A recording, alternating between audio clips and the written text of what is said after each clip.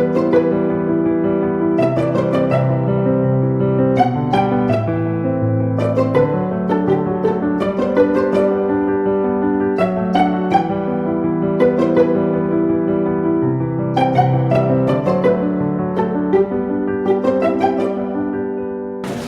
عليكم جميعا وشكرا يا سارة على الانترودكشن. للناس اللي ما بيعرفوا انا وسارة we share more than a name. Our fathers كانوا colleagues في جامعة الخرطوم، دفعة مع بعض سنة 64. مستر ريشا طبعا استاذي as well. فيعني تحياتي لمستر ريشا الحسن. طيب work related stress طبعا ده مهم يعني لكلنا. افتكر everyone can relate to this topic يعني I don't think I'm saying anything new here. We've all been there, we've all experienced stress before. So why am I talking about it later? I'm talking about it because of wanting basically to emphasize the relationship between stress and burnout, because this is the thing that we need to really be aware of and to be able to guard against, to be able to recognize early warning signs of burnout, how to manage that, and obviously we have to also mention the impact of COVID-19, because that has had a significant impact on our ability to manage stress. I'm not sure if the slides will match up or not. Okay, so a relationship between نتكلم عربي إنجليزي ولا؟ Okay. It's different levels. So pressure, we all recognize pressure. As doctors, we excel at working under pressure.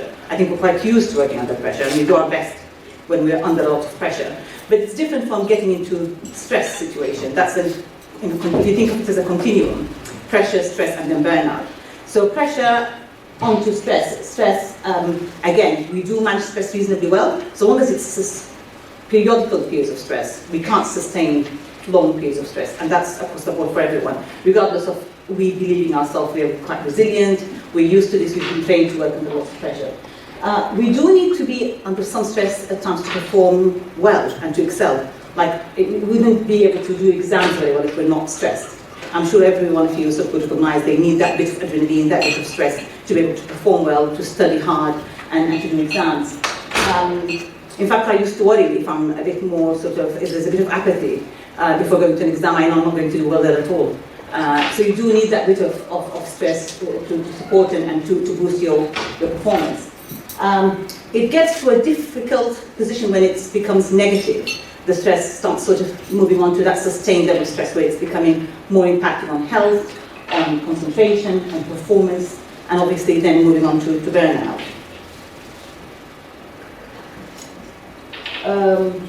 Basically summarizing what I've just said. So stress allows us to work harder, enhance our motivation, we do better, memory is boosted, and it speeds up our brain processing.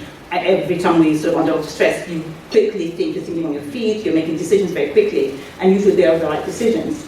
It's quite different when you talk about the negative impact of stress, and that's when you start sort of having abdominal problems, maybe heart problems, headaches, fatigue, aches and pains, and obviously performance suffers as well.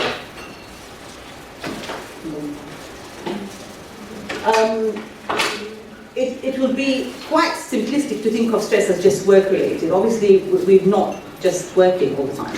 So there's this situation about home, about work, about what's happening in our environment as well. So when we talk about stress, it's not just these sort of factors related to the job itself, but also what's going on at home, what's happening in relationship, what's happening in sort of financial situation, career development, exams while we're working as well, children. So the whole lot of it, we're sort of carrying a lot while we're trying to perform and work at very sort of important jobs where we're having to make life and death decisions at times. Again, just explaining that continuing. I mean, I'm giving an example here, but you start a job, you're very excited, you have that honeymoon period, you're doing your best, you're trying to really prove that you're really good, you're trying to excel, you're trying to show off a bit, and you do a lot. But that can't be sustained, and then you move to that bit when you sort of want to slow down a bit.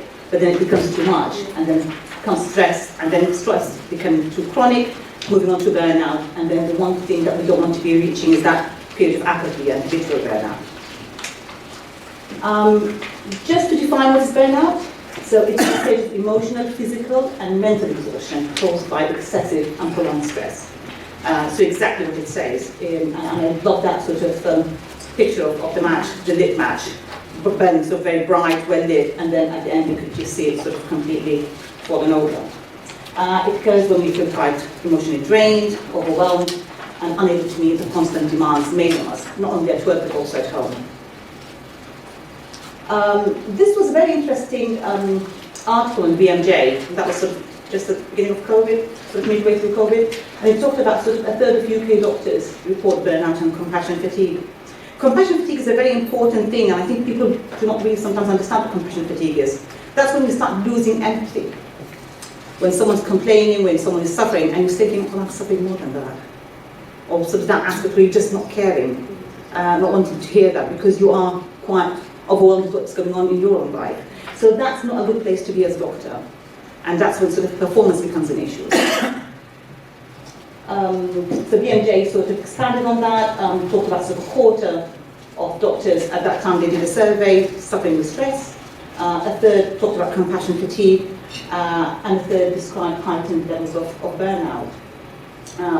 Again, doctors find it very difficult sometimes to complain about things, and almost the majority of people in that survey did talk about sort of maybe it's something to do with them. They should do better. They should sort of find more. So there's that sort of, something happened here.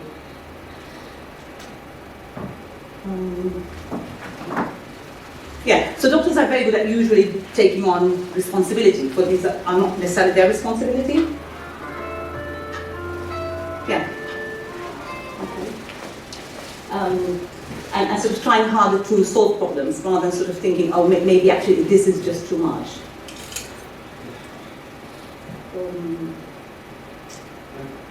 Yes, and so again, with that, I don't know if people know about the Christine Meslak's sort of inventory and her definitions about sort of burnout and stress, if people have heard about that at all. So Meslak did talk about sort of exploring and studying the work environment, especially for doctors. And what they found is sort of work-related stress specifically is multifactorial. It could be about the workload. It's also about how we perceive control and autonomy in what we do. Like if you're constantly being hassled by, say, a manager, like Sara here, that was your tipping point. So being hassled by a manager, not having autonomy on your job plan, on your timetable during the day, feeling a sense of unfairness as well, that you're being a lot is being put on you, while other maybe doctors aren't under the same level of stress, or other people aren't doing as hard as you are, working as hard as you are. Again, sort of values, and that came across during COVID. Feeling undervalued by managers, feeling undervalued by the government, lack of resources, no PPE, all of that. Again, that sort of does contribute to burnout. So we talk about quite, I think, 6 of them. So workload, control autonomy, fairness, values, and the community. Like we do our best when we have a community around us. And when we're isolated, we don't do as best. So again, if you think about COVID times specifically, we all worked sort of in quite solitarily, everyone sort of sometimes working from home, but even in hospital, there wasn't that sort of solidarity and support in terms of, sort of being able to share thoughts and share troubles. So Meslak did, I think this is a really interesting inventory that she did. She talks about the burnout inventory, and she describes sort of burnout hitting 4 domains. So in essence, it would start as very important and quite meaningful and challenging work that we do and a career that we really love becomes quite unpleasant, becomes meaningless, becomes unfulfilling. Energy becomes exhaustion, there's sort of lack of engagement, cynicism, and obviously ineffectiveness in what we do, our performance levels fall down. So her inventory looks at sort of burnout affects 4 domains. There's changes in behavior, there's changes in feelings, changes in thinking, and changes in health. The behavioural one is obviously the most obvious one that we do notice, and that's when people start sort of withdrawing, sort of arriving to work late, taking more time off sick. Professional standards aren't the same. You're not sort of asking of yourself as much as you would, being happy to maybe just write a brief line rather than sort of how you do a comprehensive entry on your progress notes. Twice as likely to make mistakes, and sometimes starting to cope using drugs, or I'm just going to say drugs as in benzodiazepines, taking more unprescribed medication and as recreational drugs, and also drinking more and more alcohol as well. Physical withdrawal from co-workers, not talking to people. As soon as you finish, you just want to leave and go home. Changes in feelings is very much about, again, you might recognize this when you get really stressed, you can't enjoy jokes, you don't have a sense of humor.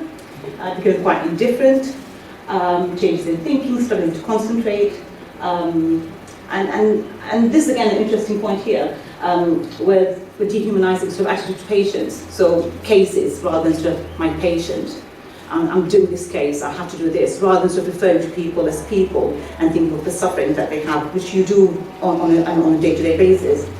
Resistance to change, so the least suggestion of doing something different, you're immediately very angry because you're just already overwhelmed, you can't take any more. And obviously changes in health. We talk about sort of disordered sleep, aches and pains, more prone to all types of infections, and lessening of immunity. I like this slide because it talks about sort of the personality profile for people who get burnout. And tell me if this doesn't describe every person in this room. Perfectionists, committed, determined, ambitious, highly persistent, strong work ethic, high achievers, and we fear failure. So we are actually the right personality profile because we do put ourselves under a lot of stress. So we are more prone to get burnout if we're not sort of having a clear balance and boundaries in maintaining work-life balance.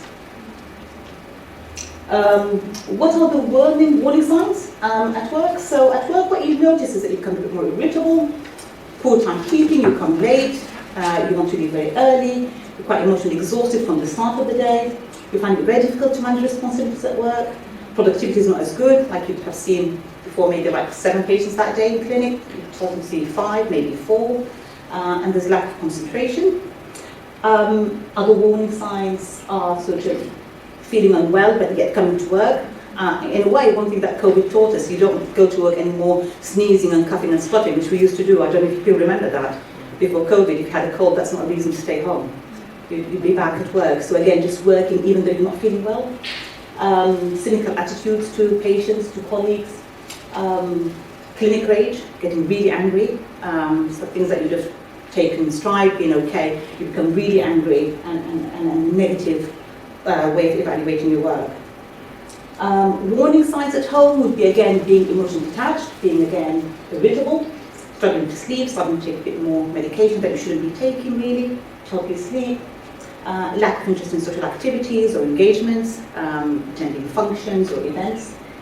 Interpersonal tensions, and this is about sort of dynamics at home. So dynamics with partners, with children, with siblings, whoever you're living with. Getting into lots of troubles, lots of sort of difficulty in communication. And again mentioned sort of using alcohol or drugs.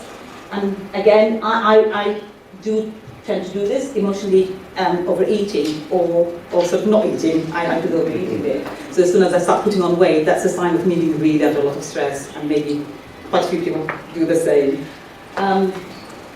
Yeah, so as I suggest again, summarising the stages of burnout, that tired, disorganised aspect, and then that irritable, grumpy period, and then the one you don't want to be is that sort of apathy, can't be bothered. This was quite an interesting study by Netscape.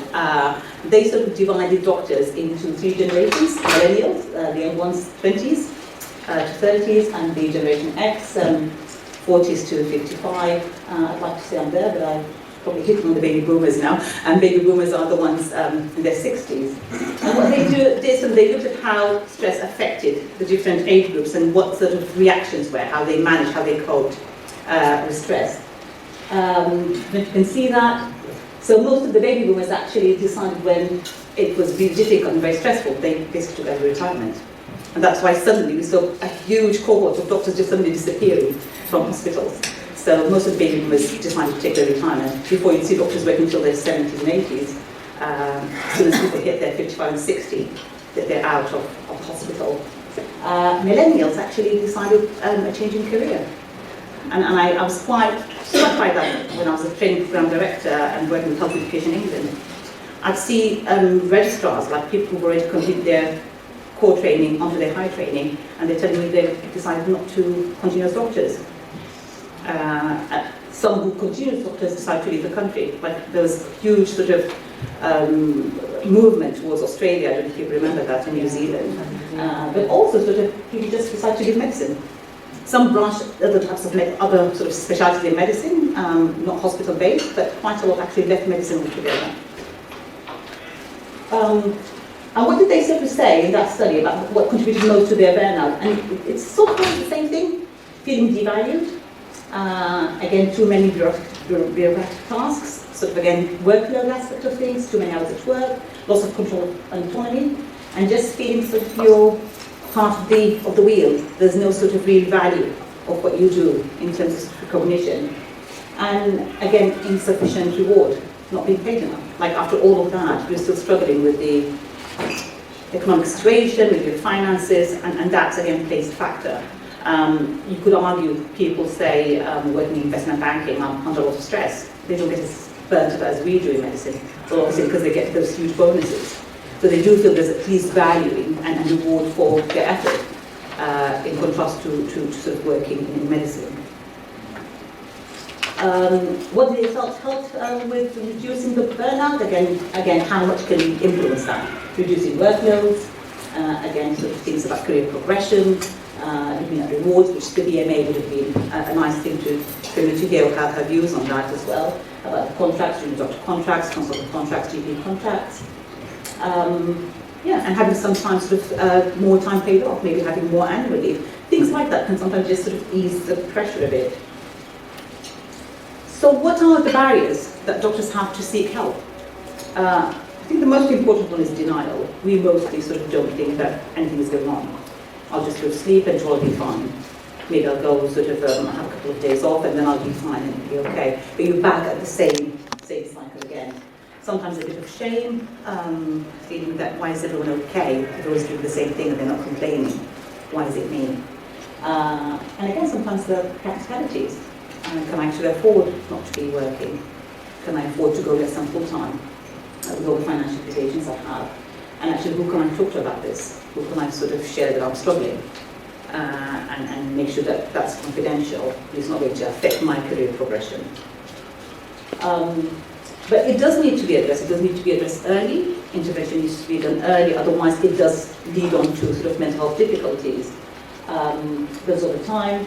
If overlooked, and again, that's when it starts to have consequences. People start maybe struggling with depression, with anxiety, as well as physical health ailments. Resilience. I think everyone, whenever we talk about burnout or stress, says the word resilience. And you argue, actually, doctors are the most resilient, aren't we? How much more resilient can we be? But resilience is not just about personal resilience. Resilience is factored by other aspects, so there's organizational factors, societal factors, as well as the personal factors. So while personal factors include sort of our ability to cope with adversity, our ability to manage stress generally, organizational ones are the ones that are out of our control, workload, how much is being put on us, and again, we have no control over that. So how can we be quite resilient managing that? And socio-cultural factors, which are this sort of culture of litigation and complaints. Like however much we say you can't work without sort of having complaints. I used to say to my trainees, the only way you don't get complaints is if you don't see a patient. So, but ultimately, as soon as there's a complaint, there is that sense of guilt while complaints being investigated. In mental health, we struggle a lot, especially with sort of, sadly when we lose a patient through suicide, because there's usually sort of an inquest, a coroner. You do feel as if you are to blame for what happened. And I'm sure in other specialties there's similar sort of experiences. So again, these aren't quite out of our control.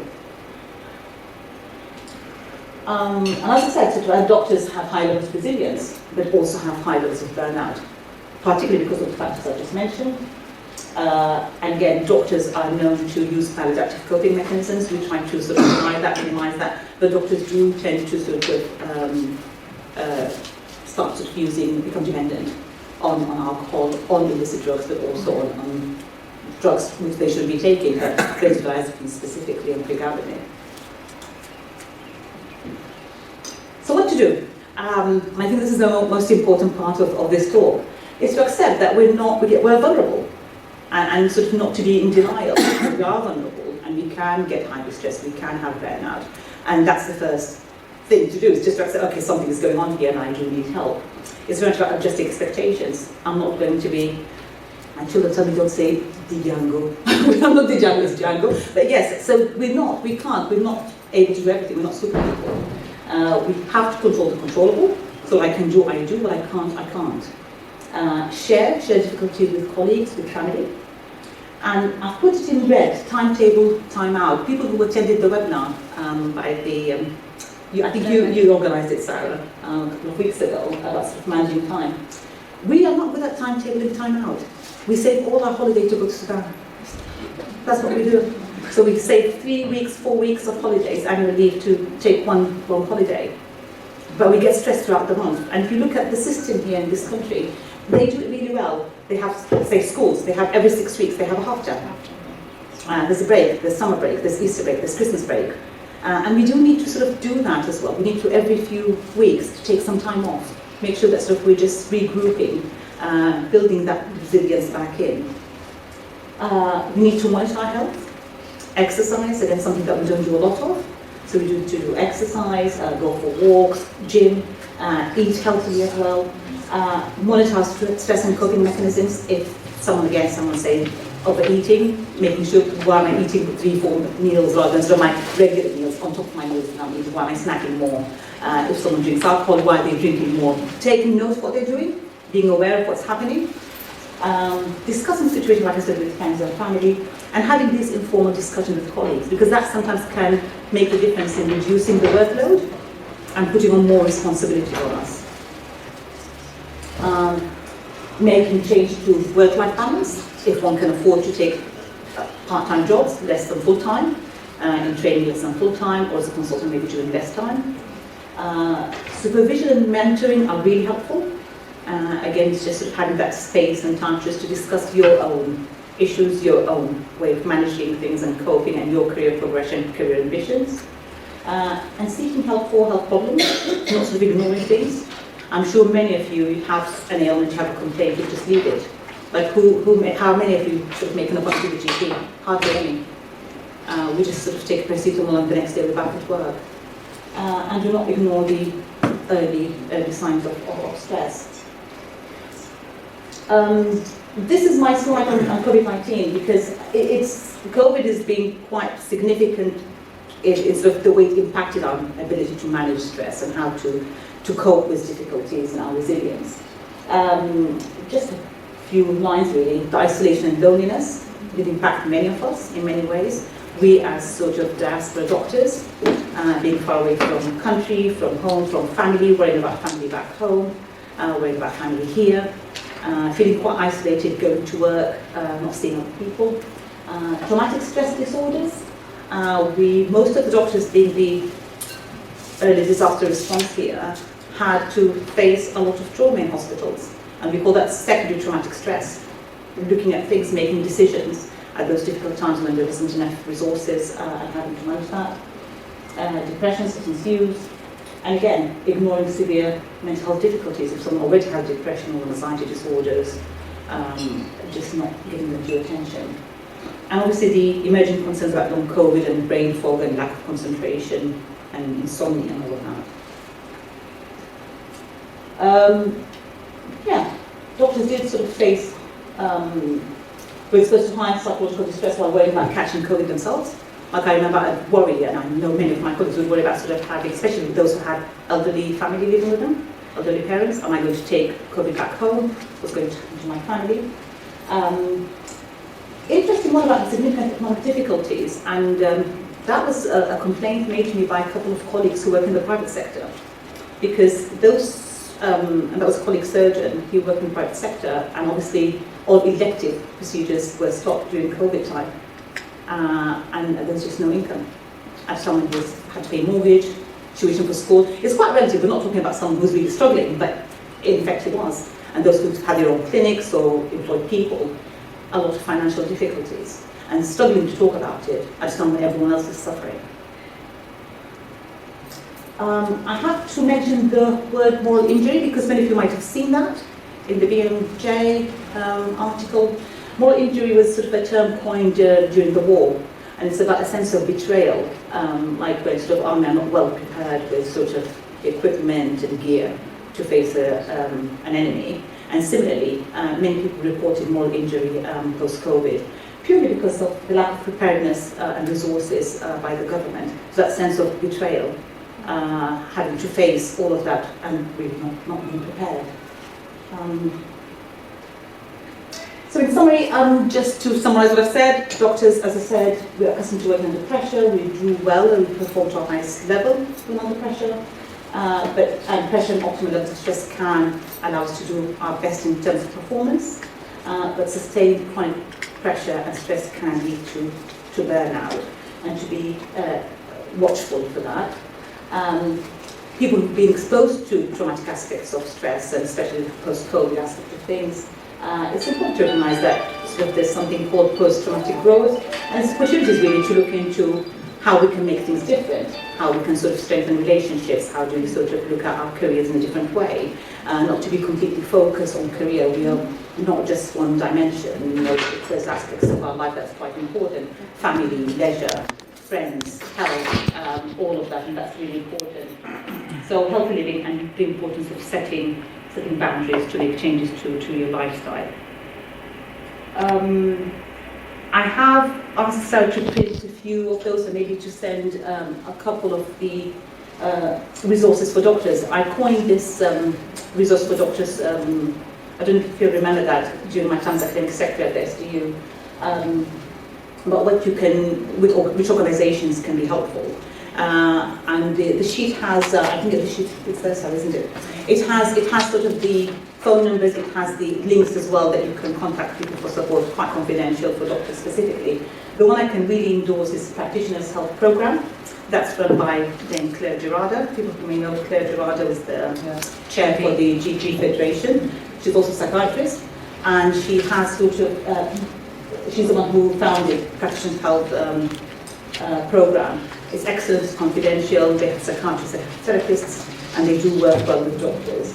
Other ones are Doctors for Doctors, the BMA has quite a few of them, Doctors Advisor, Doctors for Services. London Deanery provides coaching and mentoring as well. The Couch, there's a different one. And again, don't forget your OcuHealth department in hospitals. Any questions?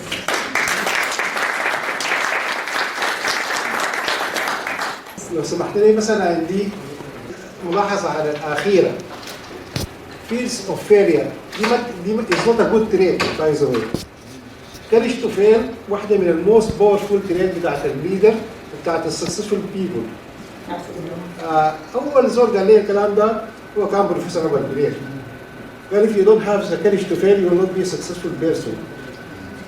فدي ما المفروض تكون قاعدة هنا مع الصفات دي. It is a trait of ours though, I have to say. Yeah. We struggle with failure, generally as doctors. And he used to say العدة بتصلح المشي. وقت خليك عندك الجرأة أو تاخذ البولد ديسيجن والجريت ديسيجن أو تبقى fearless person أو fearless leader. Without courage to fail you will never be great or successful. كنت أنا زمان بستغرب لما كنت طالب عبد البين بقول الكلام ده ليه؟ بعد ذاك لما قرينا وبعد ذاك مشينا في الجوايا بتاعنا فعلا لقيناها مكتوبة في الكتب بتسمونها في التريات المطلوبة في الإنسان إنك تهاب the courage to fail. شكرا جزيلا على المحاضرة القيمة استمتعت بها جدا. شكرا. طبعا it's very much about conformity. يعني دي المشكلة هنا. Sometimes to stand out it takes a lot of courage. To stand out and to be sort of the voice of dissent is quite difficult, especially when you're seeing everyone else telling the line and doing what they're asked to do. And that's the difference about shame and guilt and denial. We sometimes we measure ourselves by people around us, and you see everyone is doing what you're doing. They may all be struggling. You might be struggling more because there's situations at home as well. There might be health issues. And again, just wanting to be like everyone else, we tend to fear raising our voice. In conditions like, for example, bereavement that take a very long time to heal, obviously some people take time out, but when we go back to work, sometimes we know that this pain is in the background. Do you have any tips that you know to manage how to deal with that? So bereavement generally is it's a sad situation, and grief is a very sad reaction, but it's a normal and healthy reaction. And sometimes I worry about GPs prescribing antidepressants for people who've had a recent bereavement. I sometimes have patients who come to me and they say, I've lost my husband 2 months ago, and I can't sleep, I'm crying all the time. I say, well, yeah, you'd expect that to happen. So it's something about sort of how long it should last for. So bereavement generally, we talk about sort of takes 6 to 8 months to a year. Not that you are no longer feeling the loss, but that acuity of pain and loss it tends to sort of settle a bit and one's able to manage. Sometimes people manage bereavement by getting distracted at work, which can be quite helpful, and being around people, so distraction can work in a positive way, as long as it's not overwhelming and difficult. I think the important thing is to let your line manager know that you've had a loss, and for them to be sort of aware and mindful that you may take some time out. Like obviously they do offer compassionate leave, but that's quite a few days. But if you do need to take time off, if sometimes you're feeling overwhelmed, you're feeling emotional, your line manager should be aware of what's going on, especially if one is a trainee. The supervisor needs to be aware of that and make sort of, make allowance for time away. It's a natural emotion, and one needs to process their grief comfortably. Again, if it becomes too long, or it's unsettling, and especially because we don't have the solidarity and social support in diaspora, it's important to make sure that you are talking to your line manager, but also maybe to a GP. Maybe sometimes bereavement counselling can be helpful.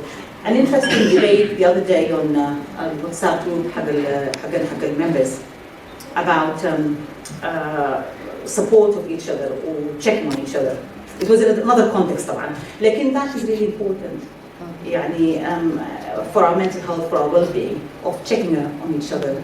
We're quite lonely and isolated here.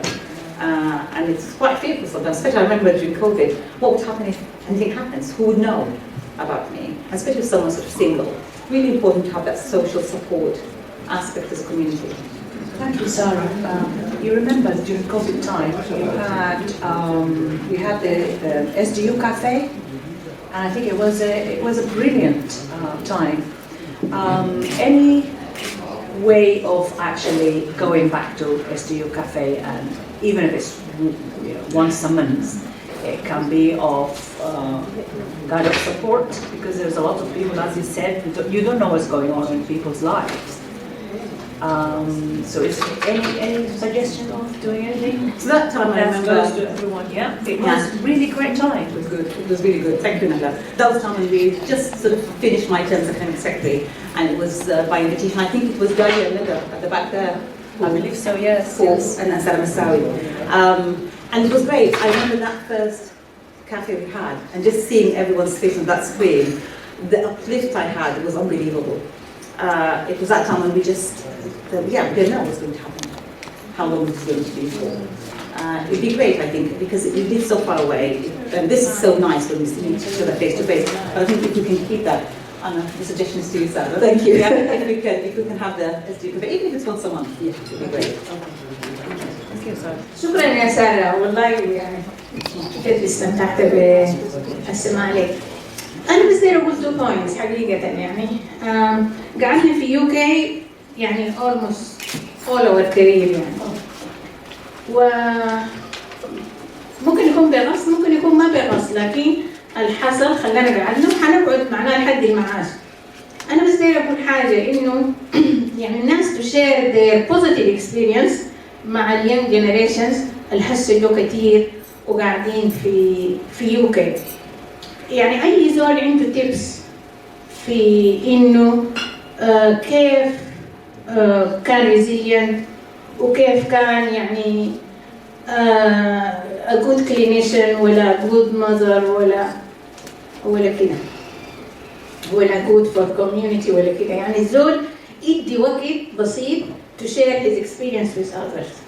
الحاجة الثانية اللي هي أنا بفتكرها يعني we don't have to continue doing clinical work all our life. يعني زول يعني رفقة بنفسك يعني تشوف أنت كويس في شنو and you excel في other things. وطبعا ال NHS بتدي الناس chances زي دي، يعني بتديك chances في إنك أنت to excel في education, safeguarding, responsible officer, whatever. فحاجات زي دي. الحاجة الثانية يعني لو أي زول فينا طبعا بيكون عندك educational supervision و clinical supervision وأي شيء، لكن السودانيين اللي معاك في المستشفى لو بس في الكانتين ولا في الكوريدور يعني أديتهم 5 minutes 10 minutes بس listen يعني. فالناس نحن فيها بننسى مرات الستريس اللي مرينا بها لما جينا في الاول. لكن يعني انا جد بلاقي يانج ماذرز يعني لما انا يشوفوني واتكلم معاه واقول له تيك ات ايزي وديها بيبكوا يعني لانهم ريلي ستريس. فبس take it easy on yourself and others. Thank you. Thank you, Sarah. Thanks a lot.